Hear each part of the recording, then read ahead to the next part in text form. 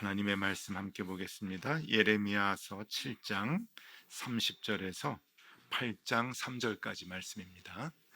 예레미야서 7장 30절에서 8장 3절까지의 말씀을 한 절씩 교독하시겠습니다. 제가 먼저 봅니다.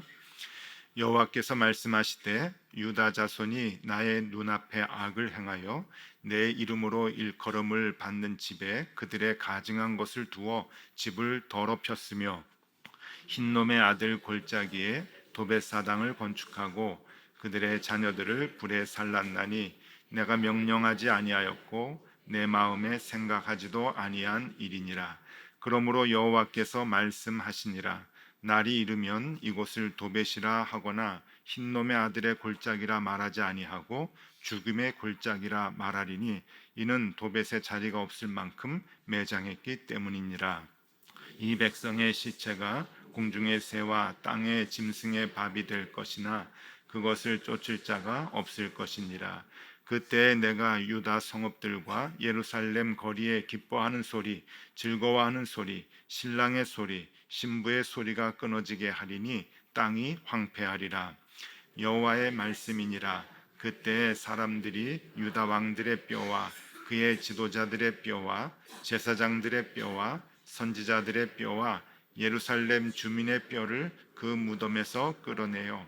그들이 사랑하며 섬기며 뒤따르며 구하며 경배하던 해와 달과 하늘의 뭇별 아래에서 펼쳐지게 하리니 그 뼈가 거두이거나 묻히지 못하여 지면에서 분토가 틀 것이며 이 약한 민족이 남아있는 자 물은 내게 쫓겨나서 각처에 남아있는 자들이 사는 것보다 죽는 것을 원하리라. 만군의 여호와의 말씀이니라. 아멘. 자, 오늘 이제 예레미야서 또 같이 이제 공부를 하는데요. 예레미야서는 보면 볼수록 늘 말씀이 우리의 마음을 후려 파는 것 같아서 정말 뭐라 그럴까요? 읽을 때마다 좀 두려운 마음이 있고 좀 그렇습니다. 좀 모니터 조금만 내려주실래요? 예. 우리가 이제 신앙을 갖고 살아가는데 우리가 신앙 생활을 왜 하는가? 신앙 생활을 하는 목적이 무엇인가 하는 것을 우리가 늘 생각을 해봐야 됩니다. 우리가 하나님을 이제 믿고 교회 다니고 신앙생활을 하는데 그 하나님을 믿고 신앙생활을 하는 그 목적이 무엇인가? 그리고 그 목적이 조금만 이렇게 좀 잘못되면 우리를 바로 잡는 그런 마음들이 우리에게 있어야 하는데요. 오늘은 그 참된 종교가 주는 게 무엇인가 하는 것을 먼저 좀 생각해 보려고 합니다. 여러분, 이것은 우리가 신앙생활하는데 굉장히 중요한 부분이기 때문에 여러분들이 마음에 꼭 기억을 해주시면 좋을 것 같습니다. 아예 신앙생활을 하는데 기준을 딱 이렇게 잡으시면 좋을 것 같아요. 참된 종교가 주는 것이 두 가지가 있는데요. 첫 번째는 뭔가 하면은 평안함입니다. 그러니까 여러분들이 하나님을 믿으면 교회 다니면서 신앙생활을 할 때 평안한 마음이 있어야 합니다. 평안한 마음. 마태복음 11장 28절에 수고하고 무거운 짐진 자들아 다 내게로 오라 내가 너희를 쉬게 하리라. 그러니까 세상에서 분주하고 힘들게 벅차게 살아가다가 우리가 쉼을 얻지 못하잖아요. 그래서 하나님 품에서 우리가 평안함을 얻어야 됩니다. 언제나 오면은 지쳐있던 우리의 몸이 다시 회복이 되고 편안해지는 그러한 그 마음이 삶의 모습이 있어야 되는 거죠. 그러니까 이것이 이제 중요합니다. 하나님의 말씀대로 우리가 이렇게 살아가는 것. 수고하고 무거운 짐진 자들아 다 내게로 오라 내가 너희를 쉬게 하리라. 평안함이 우리에게 있어야 된다 하는 거 기억해 주시고요. 두 번째가 있는데 두 번째는 자유함입니다. 자유함. 요한복음 8장 32절에 진리를 알지니 진리가 너희를 자유케 하리라. 우리가 구원을 얻잖아요. 예수 그리스도로 인해서 이제 구원을 얻게 되면 참된 자유함이 있게 돼요. 그래서 세상에 많은 그 얽매인 것들이 있습니다. 우리가 죽음을 생각할 때도 마음이 불안하고 얽매이고, 또 세상에 여러 가지 근심과 걱정으로 또 이렇게 불안하고 이렇게 걱정스러운 그 마음들이 참된 그 자유함을 이제 얻게 되는 거예요. 그래서 하나님께서 이 자유함을 우리에게 이제 주십니다. 모든 문제에 있어서 자유함을 얻어야 되는 거죠. 그래서 이 두 가지, 여러분들이 평안함 그리고 자유함, 이 두 가지를 신앙생활을 하면서 반드시 얻으셔야 됩니다. 그렇지 않으면 신앙생활을 잘못하는 거예요. 만약에 어떤 교회 가가지고 신앙생활을 하는데, 교회 가가지고 신앙생활하는데 평안함이 없다, 자유함이 없다, 높은 뜻 덕소교회에 와서 신앙생활을 하는데 자꾸 평안함이 없어진다, 자유함이 사라진다, 그러면은 포기하셔야 돼요. 그건 잘못된 교회입니다. 만약에 우리 교회가 교인들에게 평안함을 주지 못하고 자유함을 주지 못한다 그러면은 자꾸 여러분들이 교회가 잘못됐다고 얘기를 하셔야 되는 거예요. 그러니까 교회는 우리가 신앙생활을 한다고 하면은, 바른 교회라고 한다면 교인들에게 평안함을 주고 자유함을 이제 줘야 하는데, 왜 그런가 하면은 하나님이 우리에게 그것을 주고 싶어 하시거든요. 말씀이 그렇잖아요. 하나님께서 우리에게 참된 쉼을 주겠다, 자유함을 주겠다 약속을 하시고, 그것을 위해서 우리에게 예수 그리스도를 주셨는데, 그것이 하나님 아버지의 마음인 거예요. 자녀들이 정말 이 땅을 살아가는데 정말 평안하게 그리고 자유하게 살아가도록 하는 거죠. 여러분들의 자녀가 어디에 크게 얽매여 가지고 평안을 누리지 못하고 불안하게 그렇게 조급하게 하루하루 살아간다 그러면 여러분들 마음이 어떠시겠어요? 그러면 직장이 그를 그렇게 만들거나, 그 다음에 뭐 다른 어떤 삶의 무게가 그렇게 만들거나 그러면은 거기서 자꾸 빼내려고 하지 않으시겠습니까? 우리 아이들이 하루를 살아도 평안하게 살아야 되고 자유롭게 살아야 되는데, 그것이 이제 안 된다고 한다면 여러분 부모의 마음이 어떻겠습니까? 그 하루에 5개 학원 다니는 아이들이 있어요. 초등학교 아이들 5개를 다니는 게 뺑뺑뺑뺑 다니는데, 그 아이들의 마음이 얼마나 힘들겠어요. 그러니까 우리가 그 부모님들이 그걸 보고 한국의 교육이 잘못됐다, 우리 아이들 저렇게 크면 안 된다 걱정을 하는 거 아니에요. 그러니까 그 경쟁 사회에서 아이들이 참된 평안함을 누리고 자유함을 누리지 못하니까 그것이 우리 부모님들의 걱정이 되고 그러는데, 하나님도 마찬가지시죠. 우리가 살아가는데 평안함과 자유함을 얻도록 그렇게 하시는 마음, 부모님의 마음, 하나님의 마음입니다. 하나님께서 자녀된 우리에게 주고 싶어 하시는 마음이죠. 그런데 문제는, 이제 여기서부터가 중요해요. 문제는 거짓 선지자들이 그 하나님의 마음을 왜곡시켜서 알려줍니다.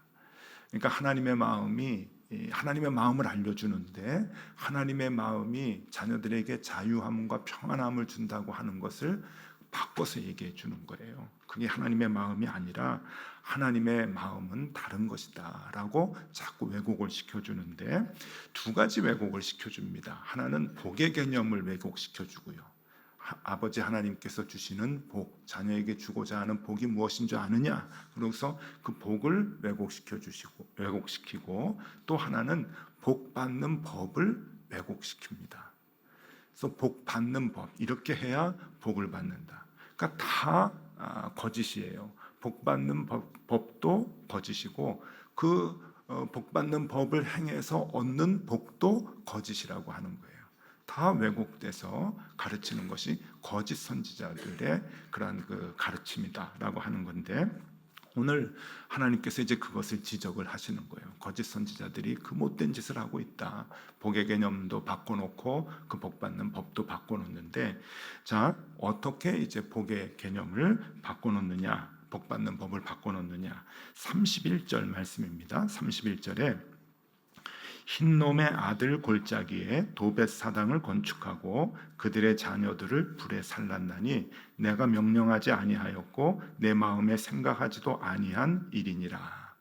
하나님이 명령하지 않은 거예요. 하나님이 생각조차 않은 일들을 선지자들이 백성들에게 하라고 지금 가르치고 있는데 너희들 지금 뭐 하는 짓들이냐라고 하나님이 개탄하면서 얘기하시는데, 이게 뭔가 하면은 도벳 사당을 건축했다, 그리고 자녀들을 불살랐다라고 하는 이 이야기입니다. 도벳 사당을 지어서 자녀들을 이제 불태워야, 그러니까 사당을 지어놓고 이제 자녀들을 제물로 바치는 거예요. 불을 태워서 제물로 바쳐야, 그래야 하나님께서 복을 주신다라고 하는 거예요. 여기서 복이 뭘까요? 여기서 복은 하나님께서 비를 내려주셔서 농사가 잘 된다, 그래서 너희들이 풍요롭게 살 것이다, 부자가 될 것이다, 너희들이 건강하게 오래 살 것이다 라고 하는 게 복의 개념이에요. 그 복을 받기 위해서 너희들의 자녀를 불에 태워야 된다, 그렇게 하나님께 제사를 드려야 된다라고 지금 거짓 선지자들이 가르치고 있습니다. 여기서 도벳 사당이라고 하는데, 이 도벳은 신의 이름이 아니에요. 도벳이라고 하는 말은 무슨 말인가 하면은 태움이라고 하는 뜻입니다. 태움. 그래서 재물을 불태워서 이제 신에게 바치는 것을 도벳 사당이라고 이제 하는데, 뭐 요새 뭐 병원에서 그 간호사들 처음 들어오면 뭐 태움이라고 뭐 한다고 그러는데, 이 그 태우는 거예요. 태워가지고 아이들을 태워서 이제 하나님 앞에 이제 바치는 이제 그런 것을 도벳이라고 말합니다. 도벳. 자, 이런 도벳 사당을 만들어서 아이들을 제물로 산채로 태우는 거예요. 산채로 태워서 하나님께 바쳐야 하나님께서 감동하시고 너희들에게 복을 준다라고 하는 거예요. 넉넉하게 소출을 주고 부자가 되게 한다라고 하는 그런 그 개념이겠죠. 자, 복의 개념도 잘못됐고 복 받는 방법도 잘못됐습니다. 지도를 하나 보여드릴게요. 예루살렘의 지도인데 옛날 예루살렘 지도입니다. 저 이제 맨 그 겉에 울타리가 예루살렘의 그 당시에 그 영역을 표시를 한 건데, 옛날에 이렇게 성이니까 성을 쌓았겠죠. 중간에 예루살렘 성전이 있습니다. 꽤 넓은 예루살렘 성전이 저 예루살렘 도시의 그 중간에 이제 있고요. 그 오른쪽과 밑에는 다 골짜기입니다. 이렇게 이제 쭉 내려가는 이제 골짜기인데, 저 예루살렘 남쪽에 흰놈 골짜기라고 있어요. 지금도 가보면은 이렇게 쭉 이렇게 골짜기입니다. 정말 그 흰놈 골짜기가 있는데, 저 흰놈 골짜기에 도벳 사당을 만들었어요. 이스라엘 사람들이. 그러니까 예루살렘에 만든 거예요. 저기 예루살렘에 만들어서 저기에서 그 아이들을 제물로 바치는, 우상을 섬기는 행위들을 했단 말이죠. 그러니까 하나님이 얼마나 마음이 아프시겠어요. 저 거룩한 도성 예루살렘에서, 하나님의 집에서 저기 도벳 사당을 지어놓고 그렇게 못된 짓을 하니 하나님께서 너무 안타까워 하시는 거죠. 그래서 30절에 이렇게 말씀을 합니다. 30절에 여호와께서 말씀하시되 유다 자손이 나의 눈앞에 악을 행하여, 예루살렘 성전 앞에서, 예루살렘 성전에서 그러는 거예요. 내 이름으로 일컬음을 받는 집에 그들의 가증한 것을 두어 집을 더럽혔으며. 더럽혔다. 어떻게 너희들이 예루살렘 성전 앞에서 그러냐, 예루살렘 그 땅에서 너희들이 그럴 수가 있느냐라고 하나님이 개탄하는 그런 그 말씀을 하는 거죠. 자, 그러면은 그 도벳 신전에서 뭐를 했는가? 그림을 하나 보여드리면은 몰렉 신에게 이제 그 제물을 바쳤어요. 그 아이를 지금 산채로 제물을 이제 바치는 모습인데, 저게 이제 대표적인 이제 그림입니다. 옛날에 도벳 신에게 저렇게 그 몰렉 신에게 저 도벳 사당에서 저렇게 이제 제사를 드리는 거예요. 그 아이들을 이제 산채로 태웠다 그래요. 산채로 태워야 신이 이제 기뻐하신다, 뭐 그랬나 봐요. 산채로 태우는데 32절 말씀입니다. 32절에 그러므로 여호와께서 말씀하시니라, 날이 이르면 이곳을 도벳이라 하거나 흰놈의 아들의 골짜기라 말하지 아니하고 죽임의 골짜기라 말하리니 이는 도벳의 자리가 없을 만큼 매장했기 때문이니라. 그 흰놈 골짜기에 아이들을 수없이 매장했다고 하는 거예요. 불태워가지고 거기다 그냥 묻고 불태워서 묻고 해가지고 그 아이들을 너무나 많이 죽였다. 너희들이 우상을 숭배하면서 지금 이짓거리를 하고 있다. 너희들이 안심을 얻고 편안함을 얻기 위해서 지금 이러고 있다라고 하는 것을 얘기해주고 있어요. 저는 이 이제 몰렉 신에게 이 아이를 바치는 얘기들이 구약에 이제 자주 나오거든요. 그럴 때마다 좀 이렇게 엉뚱한 상상력을 좀 해봐요. 그 아이는 이제 살아가는 사람들의 아이일 텐데 그 순번을 어떻게 잡았을까? 그 생각을 하는 거예요. 제비를 뽑았을까? 번지수대로 했을까? 어떻게 했을 것 같으세요? 여러분 다 아이들 있으시죠? 자, 우리가 이제 그 한 달에 한 번씩 아이를 불살라서 하나님께 드려야 된다 그러면은 그 순번을 어떻게 할까요? 그게 자꾸 이렇게 생각이 나는 거예요. 성경을 읽으면서. 그러면서 무슨 생각을 했냐면은 힘없는 사람들이 먼저 뺏겼겠다는 그 생각을 하는 거예요. 옛날에도 제사장 자녀들은 안 죽었겠지. 우리 애들은 또 제사장 나중에 해야 돼요. 그러니까 안 죽었겠죠. 왕의 아이들은 안 가져갔겠죠. 그냥 힘없는 서민들이나 애 뺏겨가지고 제비를 뽑든지 뭐 순번을 정하든지 해서 아이들 죽였겠지 하는 그 생각을 하는데 못된 일들이 아마 그 안에서 다 벌어지지 않았는가 생각을 합니다. 우리 지난주 설교에서 요시야 왕에 대해서 우리가 종교개혁에 대해서 같이 보았는데 요시야 왕이 참 위대한 게 이러한 모든 행위들을 다 이제 없애버렸습니다. 특별히 자녀를 불태워서 몰렉 신에게 제사하는 모든 것을 요시야 왕이 그냥 한꺼번에 다 그냥 없애버리고 다 그것을 제하여 버렸죠. 열왕기하 23장 10절 말씀입니다. 요시야 왕이 어떻게 했는가 하면은 왕이 또 흰놈의 아들 골짜기에 도벳을 더럽게 하여 어떤 사람도 몰록은 몰렉을 얘기합니다. 몰록에게 드리기 위하여 자기의 자녀를 불로 지나가지 못하게 했다. 요시야의 종교개혁 중에 한 부분입니다. 몰록 신에게 자녀를 불태워서 드리는 그 제사를 하지 못하게 했다. 얼마나 많이 했으면 그런 제사를 못하게 했다라고 하는 거예요. 아까도 얘기했지만 자녀들이 뭐 순번을 제비를 뽑든 순번을 해가지고 이제 신에게 바쳐지게 된다고 할 때 부모들은 마음이 편안했을까요? 우리 자녀가 뽑히기를 간절히 기도했을까요? 굉장히 불안했을 것 같아요. 여러분 그런 신앙이 그 불안함인 거예요. 불안함. 제가 처음에도 말씀드렸지만 하나님은 우리에게 평안함과 자유함을 주시기 위해서 예수 그리스도를 보내주셨죠. 그래서 우리가 신앙생활을 하게 되면 참된 평안함과 그리고 자유함을 얻어야 돼요. 세상에서 분주하게 살아가서 평안을 누리지 못하고 참된 자유를 누리지 못하는 얽매여서 살아가는 우리가 이 예배당 안에 들어와서 하나님 품 안에 안기면 언제나 평안하고 자유함을 얻어야 되는데 여러분 오늘날에도 어떠세요? 선지자들이라고 하는 자칭 선지자들이라고 하는 목사님들이 잘못 가르쳐서 오히려 교회 들어오면 더 평안이 없어지고 자유함이 없어집니다. 그래서 이것이 신앙생활이라고 생각해서 신앙생활하는 사람들이 너무나 많아요. 그래서 그게 좀 안타까운 거죠. 자, 우리의 신앙생활이 어떻습니까? 평안함이 있나요? 오히려 교회 안에서 많은 행사들, 많은 경쟁들 때문에 분주함과 조급함과 산만함과 요란함이 얼마나 많은지 모릅니다. 교회들마다 다 그래요. 그리고 자유함이 있습니까?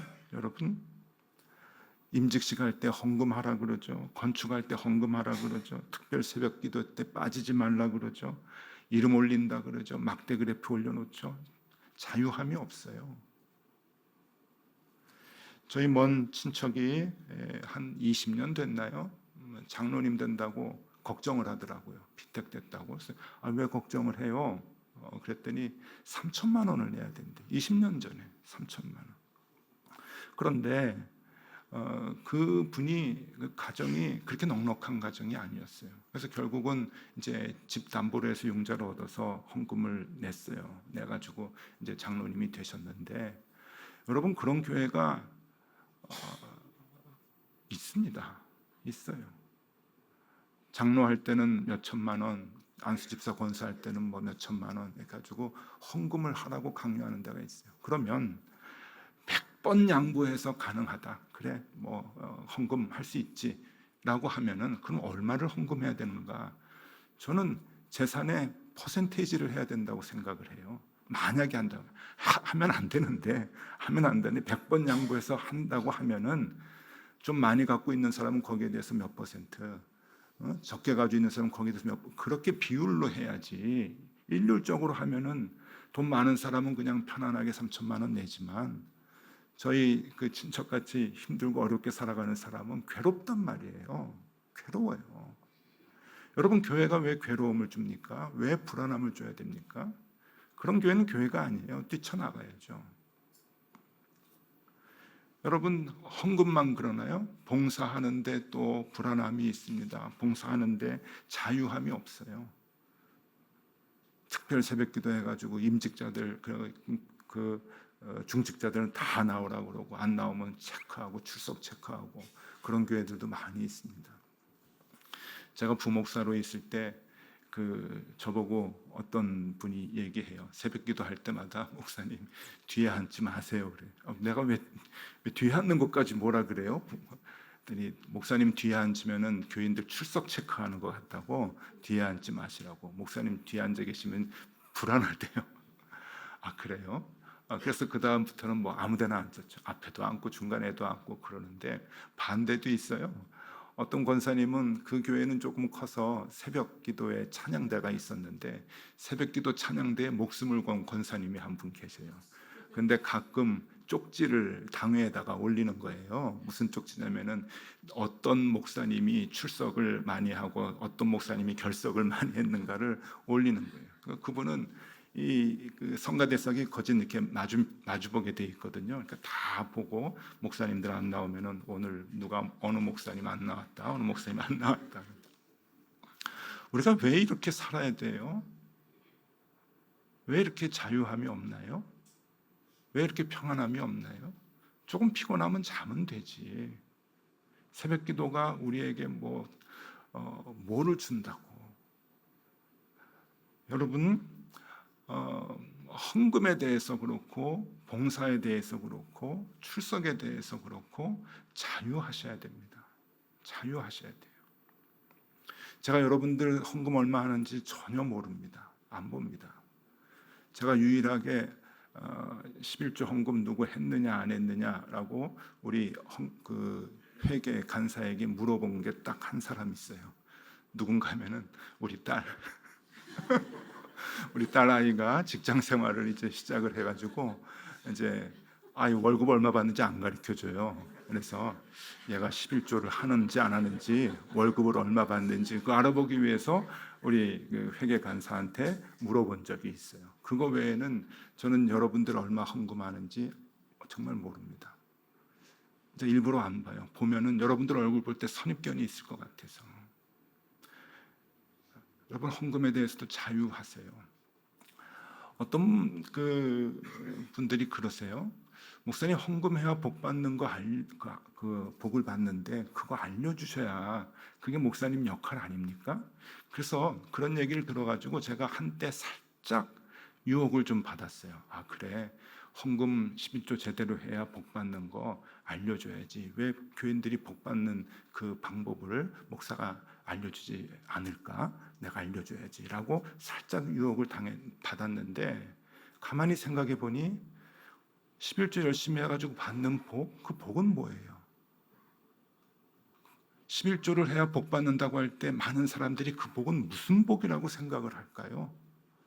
더 돈 많이 벌고 자녀들이 잘 되고 더 건강하게 살아가는 그 복을 생각하겠죠. 그렇죠? 그걸 얻기 위해서 11조 정직하게 잘해야 된다고 얘기하겠죠. 그럼 11조 강조하면 안 되겠구나 하는 생각이 들어요. 그 복은 잘못된 복이니까. 그럼 목사님 어떻게 가르치시려고 그래요? 여러분, 헌금해서 하나님 앞에서 자유하고 평안하게 우리가 살아가면서 헌금을 하다가 우리가 그로 인해서 하나님 의지하는 마음으로 헌금하는 거잖아요. 나의 주시는 모든 먹을 것은 하나님께 나옵니다라고 하는 그 표시로 우리가 헌금을 하는 거잖아요. 그래서 그 마음으로 어떤 사람은 11조도 하고 어떤 사람은 12조도 하고 하나님의 일에 내가 평생 동참하면서 살겠습니다라고 그렇게 표현을 하면서 우리가 살아가는데, 그 마음의 헌신, 그 마음의 고백, 그것을 갖고 하나님 앞에서 우리가 얻는 평안함과 자유함, 개인이 체험적으로 알아가야죠. 체험적으로. 그걸 어떻게 교회가 일률적으로 이렇게 해야 됩니다, 저렇게 해야 됩니다 하고 또 다시 얽어맵니까? 그거를 자유함을 잃는 거예요. 하나님이 주시는 복을 얻기 위해서 우리는 자유함을 잃어버리는 거죠. 자유함을 얻기 위해서 자유함을 잃어버리는 넌센스 생활을 하게 되는 겁니다. 그래서 여러분, 꼭 기억을 하셔요. 하나님은 우리에게 뭘 주고 싶어 하시는가? 첫 번째 뭐라고요? 평안함. 두 번째 뭐라고요? 자유함. 자유함. 복 받는다고 평안을 다 깨버리고 자유함을 다 얽어매면은 여러분, 그게 뭐예요? 예루살렘 성전 앞에 도벳 사당 지어놓은 거예요. 지금 우리 교회가 그런 모습 아닙니까? 왜 예레미야를 보고 이때 이 사람들 정신 나간 사람들이네라고 생각하면서 우리는 못 봅니까? 하나님이 한탄하시잖아요. 너희가 거룩한 성전 앞에서 도벳 사당을 지어가지고 엉뚱한 짓을 하느냐? 왜 태우느냐? 여러분, 우리도 예배당 안에서 신앙생활을 하면서 우리를 얽어매가지고 돈 때문에 괴로워하고 봉사하는 것 때문에 괴로워하고 출석 때문에 괴로워한다면 우리 불안한 거 아니에요? 그게 아이들 태우는 거하고 뭐가 다릅니까? 그래서 우리는 진정으로 하나님께서 주시고자 하는 그 복을 찾아서 누릴 필요가 있어요. 그러니까 여러분, 목사님 그러다가 교회 다 망하면 어떡합니까? 안 망합니다. 안 망해요. 절대 망하지 않습니다. 목사님 예산 줄면 어떻게 해요? 예산은 줄어야지. 그래서 예산이 는다면 예산은 줄여야 돼요. 교회가 살기 위해서는, 우리가 평안함과 자유함을 얻기 위해서 여러분 정말 바른 길을 걸어갈 필요가 있습니다. 자, 마지막으로 한 번 더 보여드릴게요. 참된 종교가 주는 것이 무엇이냐? 평안함. 수고하고 무거운 짐진 자들아 다 내게로 오라, 내가 너희를 쉬게 하리라. 두 번째, 자유함. 진리를 알지니 진리가 너희를 자유케 하리라. 다 아시죠? 저거 주님이 하신 말씀입니다. 주님이 하신 말씀, 주님이 직접 하신 말씀이에요. 성경에는 사도 바울이 한 말도 있고 선지자가 한 말도 있는데 저 두 말씀은 주님이 직접 제자들에게 하신 말씀이에요. 너희를 쉬게 하리라, 너희를 자유케 하리라. 하나님이 우리에게 주시고자 하는 참된 선물입니다. 여러분, 그 어떤 것으로도 얽매이지 마세요. 그 어떤 것으로도 평안을 잃지 마세요. 그리고 세상에서 힘들고 어려울 때 이 예배당 안에 들어와서 하나님의 품에 안긴다 생각하면 늘 평안한 마음이 여러분들에게 있기를 바랍니다. 그리고 늘 자유함을 얻고 돌아가실 수 있기를 바랍니다. 그래서 정말 우리가 하나님 때문에 내가 살겠는데 숨통이 터지네. 정말 하나님 믿기를 참 잘했지. 하나님 만나기를 잘했지. 내가 세상의 모든 무거운 얽어맨 것들을 다 훌훌 벗어버리고 이렇게 편안한 걸, 이렇게 자유로운 걸, 날마다 그 마음을 여러분들이 느끼셔야 돼요. 그게 하나님이 바라시는 것이고 하나님이 우리에게 원하시는 것입니다.